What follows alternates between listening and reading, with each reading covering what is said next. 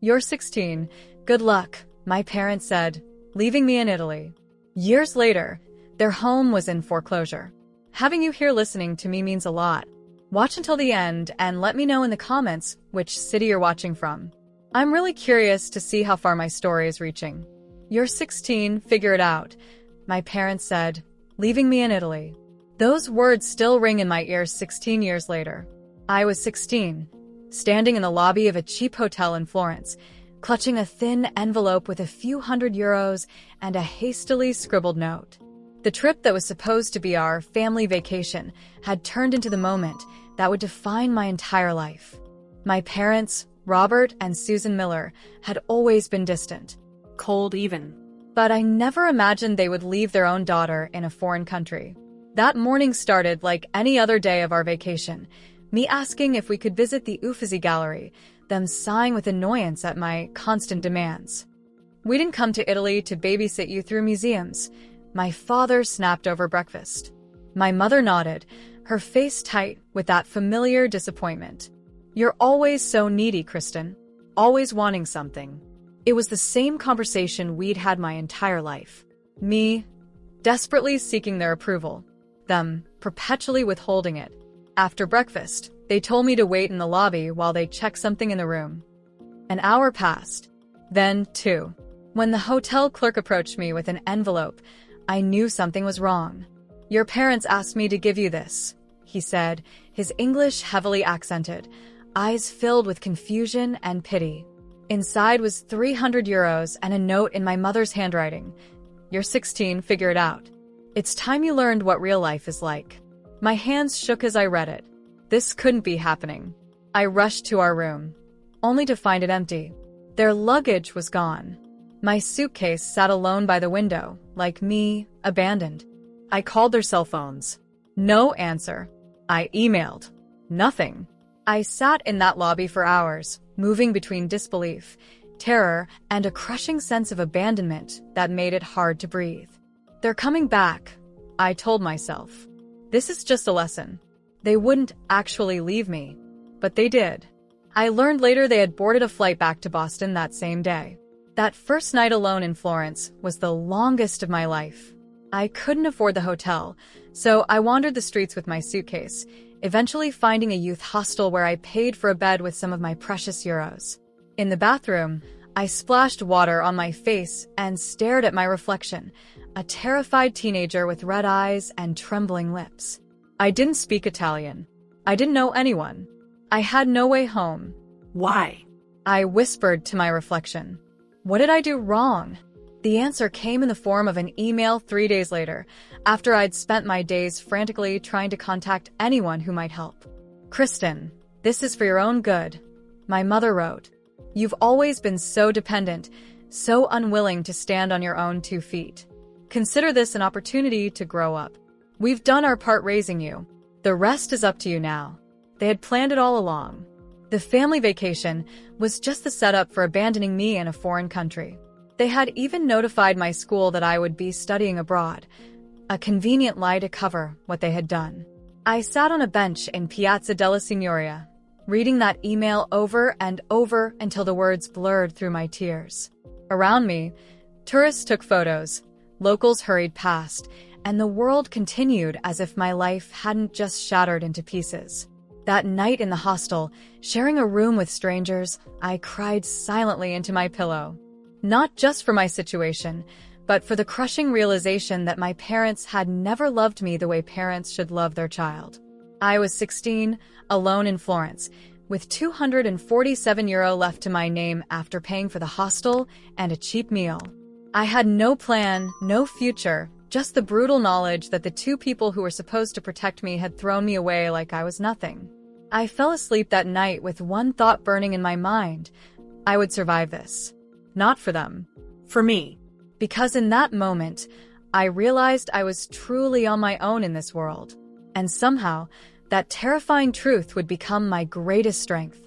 The first month after my parents abandoned me in Florence was a blur of hunger, fear, and desperation. My euros ran out faster than I expected. Hotel prices in Florence were astronomical, even for hostels, and every meal felt like a luxury I couldn't afford. I rationed food, sometimes eating only once a day, usually a cheap panino or pasta from a takeaway place. I spent my days wandering the city, trying to find work. But who would hire a 16-year-old American girl with no work permit, no Italian language skills, and no experience? Every rejection felt like another door slamming in my face. "No English," they would say, shaking their heads. Or worse, they'd look at me with pity, clearly wondering what a teenager was doing looking for work alone in a foreign country. After 2 weeks, I was down to my last 50 euros. The reality of my situation hit me like a physical blow one rainy afternoon. I could be homeless soon. I sat on a bench near the Arno River, watching tourists with their umbrellas and rain jackets hurry by, and I broke down. That's when Maria found me. She was an older woman who worked at a small cafe nearby. She had noticed me sitting in the rain for hours and approached with concern written across her weathered face. "Bambina, why you cry?" she asked in broken English. Maybe it was desperation, or maybe it was just that someone had finally noticed me, but I told her everything. Through tears and halting words, I explained how my parents had abandoned me, how I was running out of money, how I had nowhere to go. Maria's face darkened with anger as she listened. Then, without hesitation, she took my hand and led me to her cafe, which had closed for the day. "You eat," she insisted, preparing a sandwich and coffee. "Then we talk." Over that simple meal, the first real food I'd had in days, Maria made me an offer. She would let me work at her cafe washing dishes and cleaning tables. The pay would be small under the table, but I could sleep in the storage room above the cafe until I found something better. "Not forever," she warned. "But for now, yes." I accepted immediately, overwhelmed with gratitude. That night, curled up on a thin mattress surrounded by coffee supplies and cleaning products, I cried again, but this time, they were tears of relief mixed with the lingering pain of betrayal. Working at Cafe Forenza was hard. I woke at 5 a.m. to help Maria open, spent the day washing endless dishes, cleaning tables, and trying desperately to learn Italian phrases to help with customers. My hands were constantly red and raw from hot water and cleaning chemicals. My back ached from hours of standing. But I had a roof over my head and food in my stomach.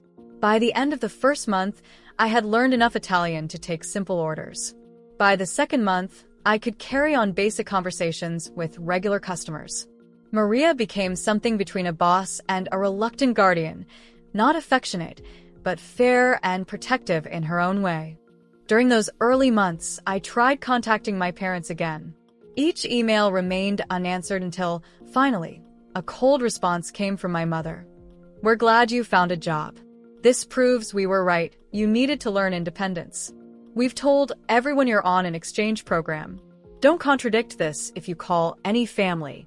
This is your journey now. No questions about my welfare. No concern for my safety. Just satisfaction that their lesson was apparently working and instructions to maintain their lies." Something inside me hardened that day. I stopped trying to reach them after that. Instead, I focused entirely on survival.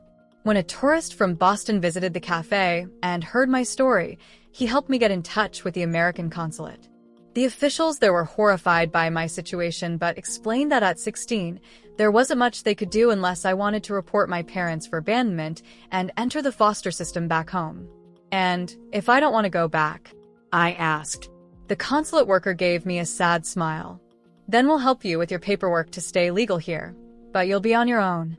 I chose to stay in Florence. Going back meant facing parents who had thrown me away, or entering a system where I'd have even less control over my life. At least here, I had Maria, the cafe, and the beginnings of independence. By the 6-month mark, Maria had promoted me to serving customers. My Italian had improved dramatically. Necessity is a powerful teacher. I had moved from the storage room to sharing an apartment with Elena, another cafe worker who needed a roommate to split costs. Life wasn't easy. I missed school. I missed having a normal teenage life. Sometimes I'd see American tourists my age shopping with their parents, laughing and taking photos, and the pain would hit me fresh. That should have been me. But there was also a growing sense of pride. I was surviving. More than that, I was beginning to build something like a life. Small, fragile, but mine. 1 year after being abandoned, I received a birthday card from my parents. Inside was a check for $500 and a note. "We hope you've learned your lesson about independence. You can come home now if you're ready to be more responsible." I tore the check into tiny pieces and scattered them into the Arno River. I wasn't going back. Not then. Not ever. They hadn't abandoned me to teach me independence.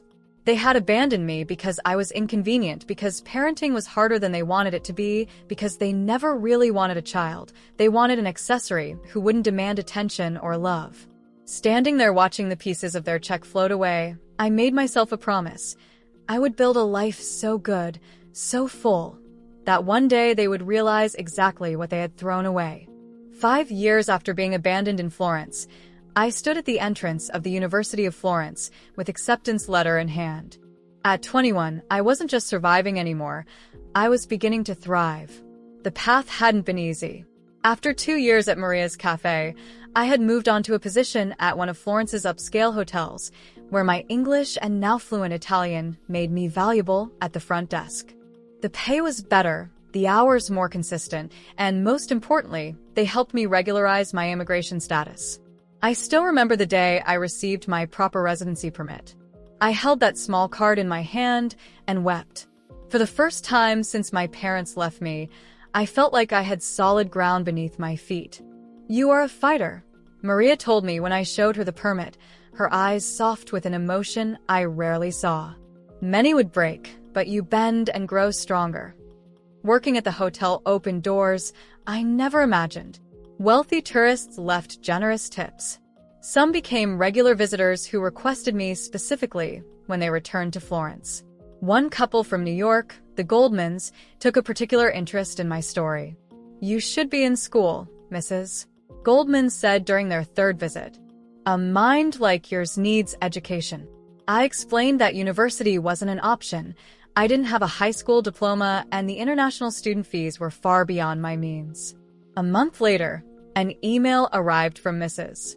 Goldman with information about equivalency exams and a scholarship program for immigrants in Italy. "Apply," was all she wrote. "We'll help with the rest."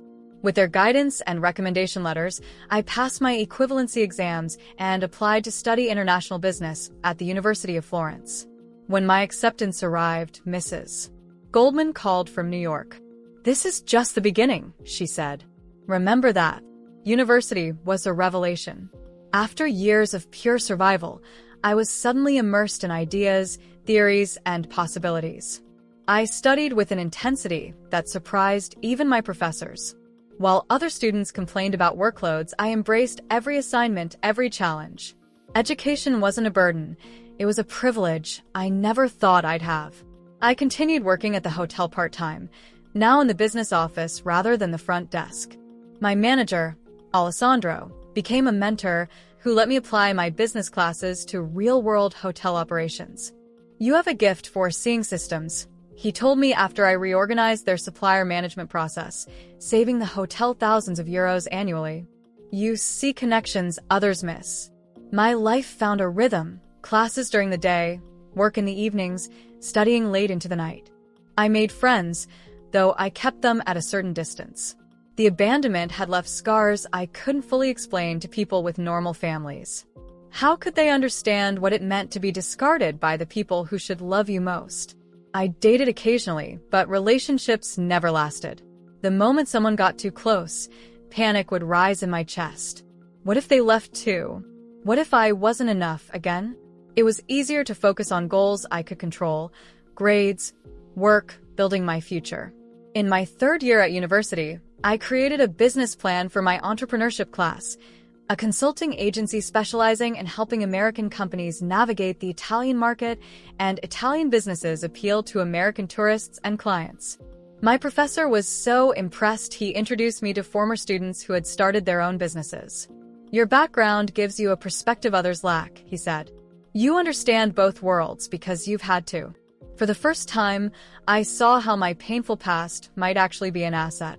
My abandonment had forced me to become bilingual, culturally adaptable, resourceful, and fiercely independent. all qualities that made me uniquely suited for international business. I graduated at the top of my class.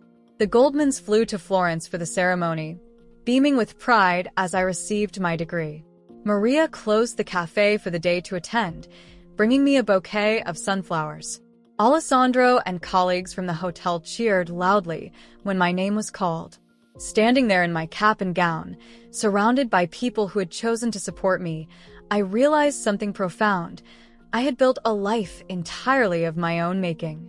Not the life my parents had planned or expected, but something uniquely mine, a testament to my resilience. That evening, as we celebrated at a restaurant overlooking the Arno, Mrs. Goldman raised her glass. To Kristen, who turned abandonment into strength. Later, alone in my apartment, I opened my laptop and found an email from my mother. It was the first contact in years. "We saw on Facebook that you graduated," she wrote. "Your father and I always knew you had potential if pushed. Perhaps now you understand why we made the difficult decision we did. Sometimes tough love is the greatest gift parents can give. We'd love to reconnect now that you've matured."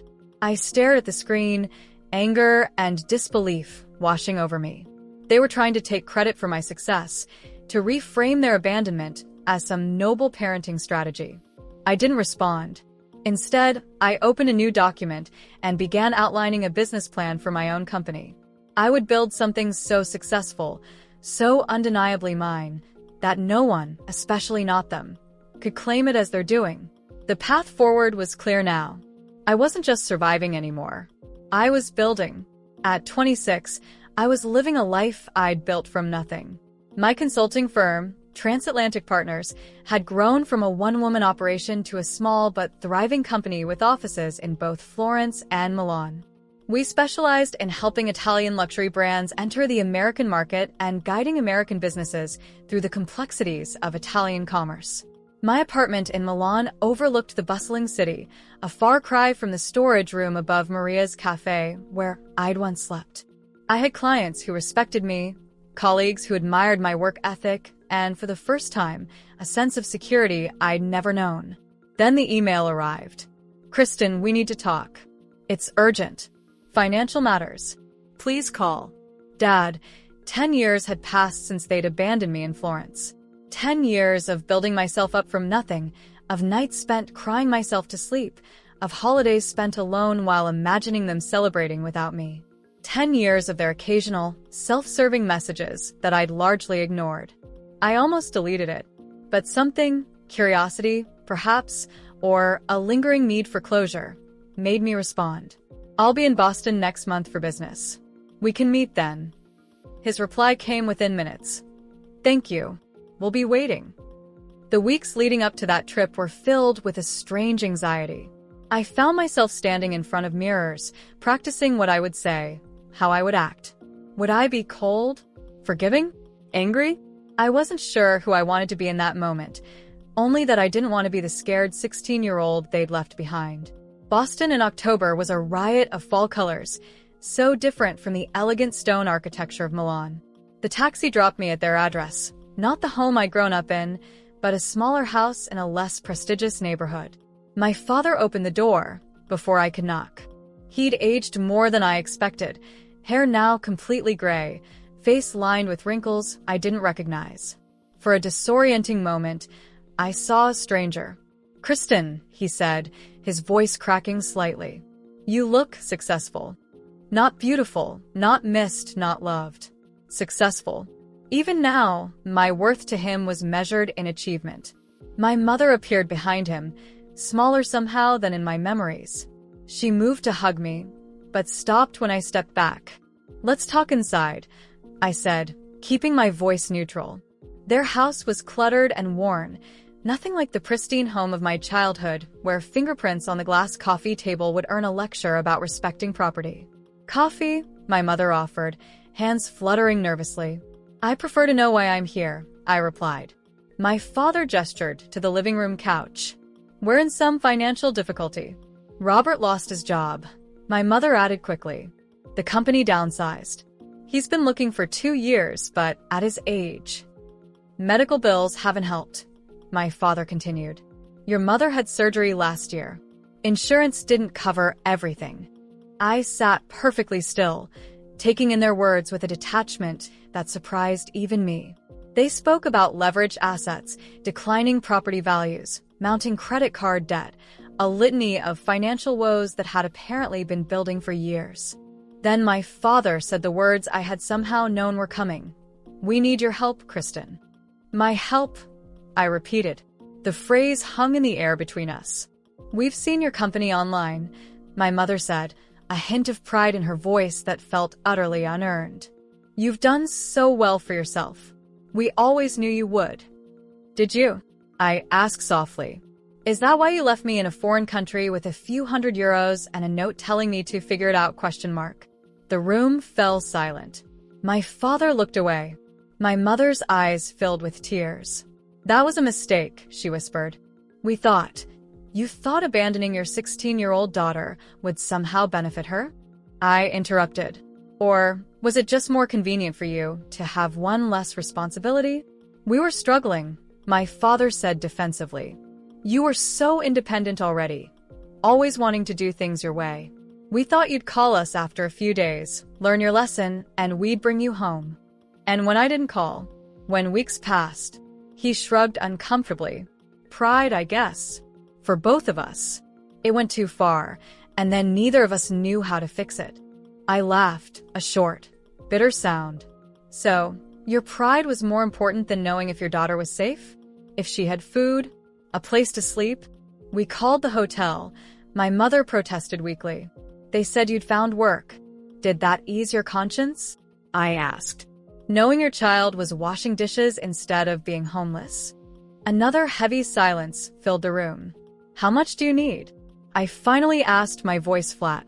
My father named a figure that would have once seemed astronomical to me. Now, it represented a few months of my company's profits. "We can pay you back," he added quickly. "When things turn around, don't insult me."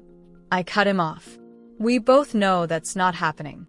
I opened my bag and took out my checkbook. As I wrote, I felt their eyes on me, eager, hopeful, embarrassed. I tore out the check and placed it on the coffee table between us. "This is a one-time thing," I said, standing up. "Don't contact me for money again." My mother began to cry. "Kristen, please. We're still your parents. We made a terrible mistake, but can't we try to be a family again?" I looked at her, really looked at her, searching for the mother I'd needed all those years ago. But all I saw was a woman who had failed me when it mattered most, and who now wanted connection only when it benefited her. "You stopped being my parents the day you left me in Florence," I said quietly. "I've made my peace with that. I suggest you do the same." As I walked to the door, my father called after me. "How did you do it? How did you survive?" I paused, hand on the doorknob. "I survived because you left me no choice. And I succeeded because I promised myself I'd never need you again." The autumn air felt cleaner somehow as I walked away from their house. I had expected to feel angry after seeing them, or perhaps sad for what might have been. Instead, I felt an overwhelming sense of freedom. They no longer had power over me.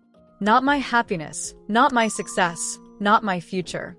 I had given them the money not out of obligation or forgiveness, but because I wanted to close that chapter completely.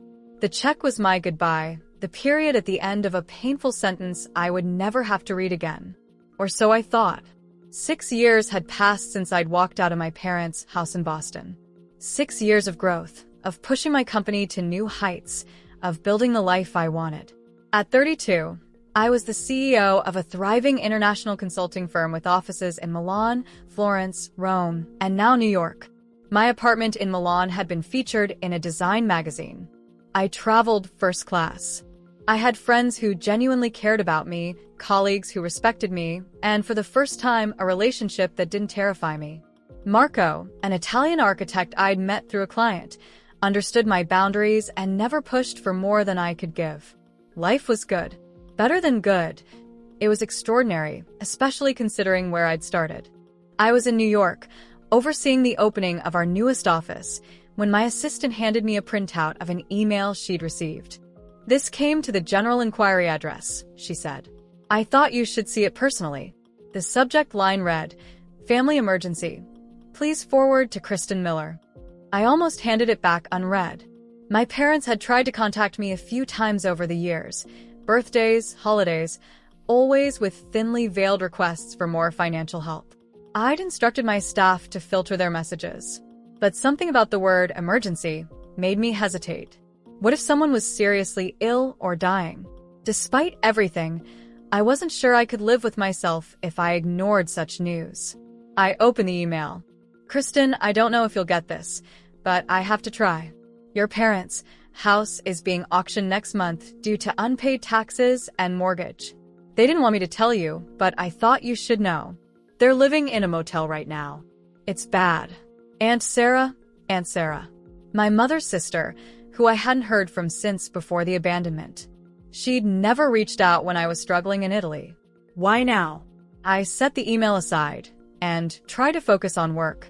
It wasn't my problem. I'd made that clear 6 years ago. They were adults who had made their choices just as I had made mine. But that night in my hotel room, I found myself searching online for property records in my parents' county. Sure enough, there it was, a notice of public auction for their address. I poured myself a glass of wine and stood by the window, looking out at the New York skyline. Why did I even care? They certainly hadn't cared about me when I was 16 and terrified in a foreign country. My phone rang, Marco calling from Milan. "How's New York treating you?" he asked, his accent still making me smile after 2 years together. "Busy. Productive." I hesitated, then added, "My parents' house is going to auction." A pause. "And how do you feel about that?" It was typical Marco, not telling me what to do or feel, just creating space for me to figure it out. "I don't know," I admitted. "They made their bed. Why should I care if they have to lie in it?" "Because you're not them," he said simply. "You never have been." That night, I dreamed of the house I grew up in. Not the warm, loving memories most people have of childhood homes, but the echoing silences, the conditional affection, the constant feeling of being an inconvenience rather than a beloved child. I woke up knowing I needed answers before I could decide what, if anything, to do. I called Aunt Sarah first. "Kristen," she answered, surprise evident in her voice. "I didn't think you'd call." "What happened with the house?" I asked without preamble. She sighed. "After you helped them last time, they managed for a while. But your father never found steady work again. They took out loans, refinanced the house, maxed out credit cards. They've been borrowing from family for years, but we're all tapped out now. And they sent you to ask me for money," I said flatly. "No," she replied, to my surprise. "They don't know I contacted you. They're too proud. But I thought you deserved to know." I thanked her and hung up, still suspicious of her motives. Then I placed the call I'd been avoiding. My mother answered on the first ring. "Kristen." Her voice was smaller than I remembered, friendlier somehow. "I heard about the house," I said. A long silence. Then, "Who told you? Does it matter?" I countered. Another pause. "I suppose not." She sounded tired. It's humiliating enough without an audience. For the first time, I heard something in her voice I'd never heard before, real vulnerability, not the performative kind she'd used to manipulate me in the past. "Where are you staying?" I asked. "A motel on Route 9. It's temporary. And Dad? He's not well," she said quietly. "His heart. The stress hasn't helped." I closed my eyes, steeling myself against the sympathy threatening to creep in. "Why didn't you call me?" Her laugh was hollow. "After everything? Why would you help us again?" It was a fair question. Why would I? "I'm flying to Boston tomorrow," I said instead of answering. "Text me the address of the motel." I hung up before she could respond, before I could change my mind. The motel was exactly as depressing as I'd imagined, a single-story building with peeling paint and a flickering vacancy sign. I parked my rental car next to their ancient sedan, which had definitely seen better days. My mother opened the door before I could knock. She'd aged dramatically in 6 years, hair now completely white, face deeply lined, body frail. Behind her, my father sat on one of the twin beds, an oxygen tank beside him that he hadn't mentioned during our brief conversation. The room was small and smelled of antiseptic and despair. Their belongings were stacked in corners, the sad remnants of a life reduced to what could fit in a motel room. "You came," my mother said, her voice tinged with disbelief. I nodded, stepping inside. "I came." My father tried to stand, but I gestured for him to stay seated. "Don't get up." His eyes were rheumy, his breathing labored. "The prodigal daughter returns," he said, attempting his old sarcasm but lacking the energy to make it sting. "I'm not the prodigal one in this story," I replied evenly. "But I am here to talk about the house." They exchanged glances, a mixture of hope and shame passing between them. And in that moment, facing my past in this dingy motel room, I realized I had a decision to make that would define not just their future, but the person I had become. I sat across from my parents in their grim motel room, a plastic chair beneath me, the weight of our history pressing down like a physical force. The auction notice lay on the table between us, the last remnant of the life they once had. "The auction is in 3 weeks," I said, tapping the paper. "There's still time to stop it." Hope flickered in my mother's eyes. My father's remained guarded, skeptical. "We can't," he said flatly. "We're over $200,000 behind on payments. The bank won't work with us anymore." I nodded, unsurprised. "I looked into your situation. It's worse than just the mortgage. There are tax liens, credit card judgments, medical bills." My mother's shoulders slumped. "We never recovered after Robert lost his job. One thing led to another, and..." She gestured helplessly around the motel room. "Why didn't you downsize years ago?" I asked. "Sell the house when you could still get something for it." My father's laugh was bitter. "And admit failure? Move into some apartment like common people." There it was, the pride that had defined my childhood, the obsession with appearances that had made me feel like I was never enough. Even now, facing total financial ruin, they couldn't let go of who they thought they should be. I stood up, needing space to think. Through the grimy window, I could see the motel's neon sign reflecting off puddles in the parking lot. The irony wasn't lost on me. My parents had abandoned me with nothing, and now they had nothing. I could walk away. I could leave them to face the consequences of their choices, just as they had left me. It would be fair. It would be justified. But I wasn't them. I never had been. "I'll stop the auction," I said, turning back to face them. My mother's hand flew to her mouth. "Kristen." I held up a hand to stop her. "But I have conditions." My father's eyes narrowed. "What conditions?" "First, I'm not saving the house. It's too big, too expensive, and frankly, too full of bad memories. I'll negotiate with the bank to clear the debt with a short sale." "But where will we live?" my mother asked. "I'm buying a small condo in a senior living community. 2 bedrooms, 1 floor, maintenance included. You'll live there." They exchanged glances, clearly caught between gratitude and dismay at the downgrade in status. "Second," I continued, "I'll set up a modest monthly allowance for living expenses. Enough to live comfortably, but not extravagantly.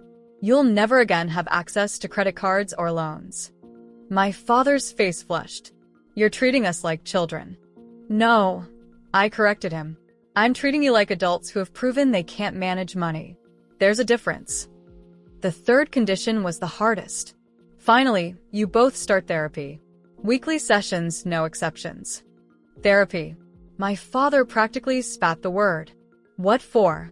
I looked at him, really looked at him, perhaps for the first time since I was 16. He wasn't the towering figure of my childhood anymore. He was just a man, flawed and failing, clinging to pride when he had nothing else left. "For abandoning your daughter in a foreign country," I said quietly. "For prioritizing appearances over love. For being the kind of parents that a child needs to recover from." The room fell silent except for the hum of my father's oxygen machine. "Those are my terms," I said. "Take them or leave them." 2 weeks later, I stood in an empty condo, overseeing the delivery of new furniture. Simple, practical pieces that would be comfortable for aging bodies. The community had a dining hall, a medical office on site, and transportation services for residents. It was a luxury, but it was safe, clean, and appropriate. My parents had accepted my terms with a mixture of relief and resentment. They'd signed the papers I'd prepared, surrendering financial control in exchange for security. They'd even attended their first therapy sessions, though my father described it as a waste of time, and my mother spent most of her appointment crying. I didn't expect miracles. 16 years of separation couldn't be bridged overnight, and some wounds might never fully heal. But I had done what I needed to do, not for them, but for me, for the person I wanted to be. As the movers placed the last piece of furniture, my phone rang. It was Marco. "Is it done?" he asked. "Almost," I replied. "They move in tomorrow." "And how do you feel?" I looked around the condo, neutral walls, sensible furniture, nothing like the status-driven home I'd grown up in. Free, I realized. I feel free. The next day, I met my parents at the motel to drive them to their new home. Their meager belongings fit easily into my rental car. Clothes, a few photos, my father's medical equipment.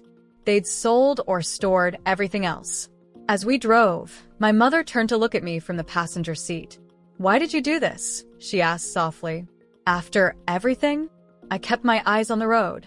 "I didn't do it for you. I did it for me." "I don't understand," she admitted. "I know," I said. "That's part of the problem." At the condo, I showed them around, explained how everything worked, introduced them to the property manager. As I prepared to leave, my father caught my arm, the first time he'd touched me in 16 years. "Thank you," he said, the words clearly difficult for him. I nodded, unable to say "you're welcome," because in truth, they weren't welcome to my help. They hadn't earned it, but I had needed to give it to close this chapter properly. "Your therapist has my number," I said. "When you're ready to have a real conversation about what happened, what really happened, let me know." Outside, the afternoon sun warmed my face as I walked to my car. My phone buzzed with an email. The sale of my parents' house had been finalized. The bank had accepted our offer. It was done. I drove to the neighborhood where I'd grown up, parking across the street from my childhood home. A sold sign stood in the yard. Soon, a new family would move in, creating their own memories in those rooms. But that wasn't what I had come to see. Next door to my parents' old house stood a property I'd purchased quietly through a holding company.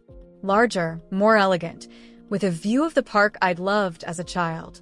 Contractors were already at work, transforming it according to plans Marco and I had designed together. It wouldn't be our primary residence. My life was in Milan now, my business spread across 2 continents. But it would be a second home, a place to stay when business brought me to Boston. And every time my parents looked out their condo window, wondering where I was or what I was doing, I would be living the life they never thought I could have, successful, independent, and complete without their approval. Not a revenge, a reclamation. That evening, as my flight took off from Boston back to Milan, I gazed down at the receding city lights. 16 years ago, I had been abandoned with nothing. Now I had everything. A thriving business, a loving partner, a life built entirely on my own terms. I had learned the most important lesson. Sometimes being abandoned is the beginning of being found. The plane climbed higher, and I smiled. Not because I had won some victory over my parents, but because I had finally, completely set myself free.